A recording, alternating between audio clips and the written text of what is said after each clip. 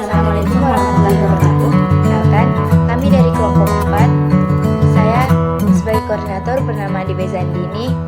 Di sini kami akan membahas materi mengenai peran hukum bisnis dalam organisasi bisnis. Perkenalkan, nama saya Nurtrianti dengan NIM 3512020. Setelah saya akan menjelaskan definisi hukum bisnis. Hukum bisnis terdiri dari dua hal yang berbeda, yaitu hukum dan bisnis, di mana masing-masing memiliki definisinya. Hukum adalah keseluruhan norma yang oleh penguasa negara atau penguasa masyarakat dinyatakan atau dianggap sebagai peraturan yang mengikat bagi sebagian atau seluruh anggota masyarakat.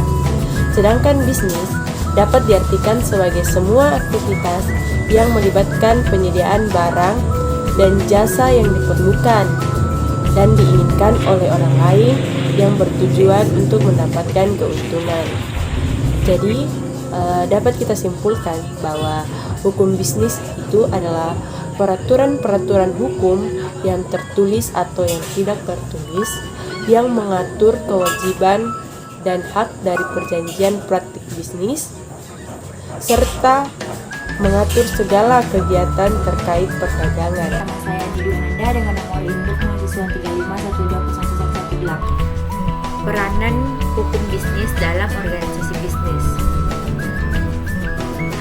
Hukum bisnis sangat berperan penting di dalam mengatur kegiatan bisnis agar bisnis bisa berjalan dengan lancar, tertib, aman, sehingga tidak ada pihak-pihak yang dirugikan akibat adanya kegiatan bisnis tersebut.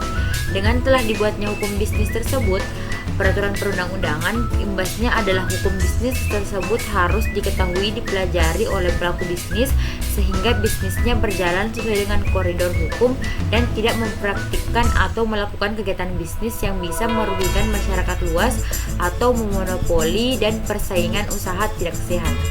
Nama saya Nur Asra, NIM 3512013. Dari selanjutnya yaitu kita akan membahas mengenai kasusnya. Kasus pertama yaitu mengenai transaksi e-commerce. Maraknya pengguna internet dan sosial media di Indonesia ini membuat bisnis e-commerce transaksi online semakin berkembang. Meningkatnya angka jual beli secara online ini secara tidak langsung juga berdampak terhadap perkembangan aturan hukum. Dalam menjalankan bisnis online atau melakukan transaksi online, ada beberapa aspek hukum e-commerce dan jual beli secara online atau elektronik yang harus diketahui. Transaksi online biasanya diartikan sebagai kontrak elektronik, yaitu ikatan atau hubungan hukum yang dilakukan secara elektronik yang menggabungkan jaringan dari sistem informasi berbasis komputer dengan sistem jual beli. Jual beli online lahir karena adanya kontrak jual beli yang terjadi secara elektronik antara penjual dan pembeli. Namun, sampai sekarang aturan jual beli elektronik masih belum tertulis dengan jelas di dalam hukum yang berlaku di wilayah Indonesia. Hal ini dikarenakan syarat-syarat secara elektronik belum diatur secara khusus. Pada prinsipnya, aturan yang ada dalam Kitab Undang-Undang Hukum Perdata yang merupakan acuan dalam pembuatan kontrak transaksi jual beli online selama kontrak ini telah memenuhi 4 syarat sah perjanjian pada KUH Perdata, maka kontrak transaksi online tersebut dapat dianggap sah dan mengikat para penjual dan pembeli. Nah, pada prinsipnya, jual beli secara online adalah salah satu cara yang digunakan dalam melakukan transaksi jual beli. Namun, sifat dari transaksi tersebut adalah jual beli, sehingga tetap merujuk pada aturan mengenai jual beli yang diatur dalam KUH Perdata dalam kontrak 236 elektronik atas transaksi jual beli online atau bisnis e-commerce. Penjual memiliki hak dan tanggung jawab masing-masing serta mengacu kepada kewajiban penjual dalam transaksi jual beli. Nah, kewajiban dan hak pembeli barang maupun jasa atau transaksi e-commerce ini sudah mendapat perlindungan dari perlindungan konsumen dari Undang-Undang Pasal 5 Undang-Undang Perlindungan Konsumen. Jadi, peranan hukum dalam kasus transaksi e-commerce ini di mana akan memberikan efek jera kepada para pelaku yang ingin memberikan kecurangan terhadap transaksi yang dilakukan. Dan juga sebagai pelaku usaha akan memberikan ganti rugi kepada pembeli atau konsumen apabila barang yang diterima tidak sesuai dengan yang dijanjikan. Hal ini dilakukan agar pembeli dapat menukarnya apabila terjadi penipuan atas produk yang dilakukan oleh penjual. Itu semua sudah diatur oleh hukum bisnis. Makanya ketika ada yang melakukan kecurangan, maka langsung akan diberikan sanksi untuk kecurangan yang dilakukan. Peranan hukum bisnis untuk kasus ini akan memberikan perlindungan dan memberikan keseimbangan antara hak kewajiban para pelaku usaha maupun para pembeli dalam transaksi e-commerce ini.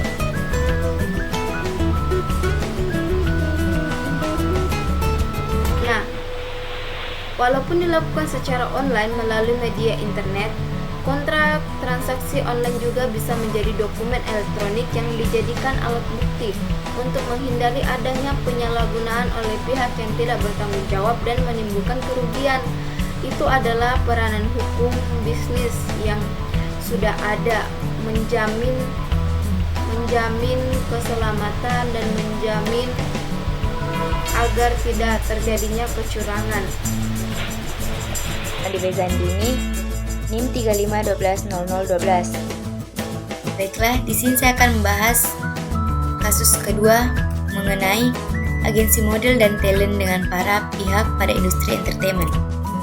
Saya akan bacakan, yaitu konflik antara agensi model dan talent dapat terjadi dengan para pihak apabila terjadi suatu poin prestasi dalam bentuk yang telah disepakati. Poin prestasi atau tidak dipenuhinya janji dapat terjadi baik karena disengaja maupun tidak disengaja. Adanya penemuan hukum yang akan diteliti oleh pihak penulis terhadap kontrak-kontrak model atau talent agar dilakukannya jaminan berupa deposit uang demi keamanan dan kenyamanan terhadap pihak model dan talent dalam menjalankan pekerjaannya baik sebagai presenter, pemain sinetron, pemain film, dan pekerjaan lainnya yang dalam segala hal termasuk penerimaan honorium model atau talent dilakukan oleh pihak agensi model dan talent tersebut. Permasalahan hukum bisnis secara keseluruhan dituangkan dalam suatu kontrak hukum bisnis yang disepakati para pihak atau disepakati oleh kedua pihak. Pada umumnya kontrak bisnis tidak terikat pada suatu bentuk kontrak tertentu, dapat dibuat secara lisan maupun tertulis. Namun, bila terjadi konflik pada para pihak atau kedua pihak, maka bentuk kontrak secara tertulis dapat dijadikan sebagai alat pembuktian. Di sini, perbuatan melawan hukum diatur dalam pasal 1365 sampai dengan pasal 1380 KUH Perdata. Dia perbuatan melanggar hukum yang menimbulkan kerugian pada orang lain, mewajibkan pembuat yang bersalah untuk mengganti kerugian. Pasal 1365 KUH Perdata.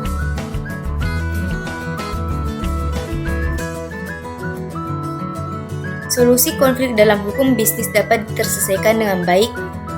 Dapat diambil langkah-langkah hukum sebagai berikut, yaitu somasi, mediasi, negosiasi, laporan polisi, gugatan uang prestasi, dan gugatan perbuatan melawan hukum PMH.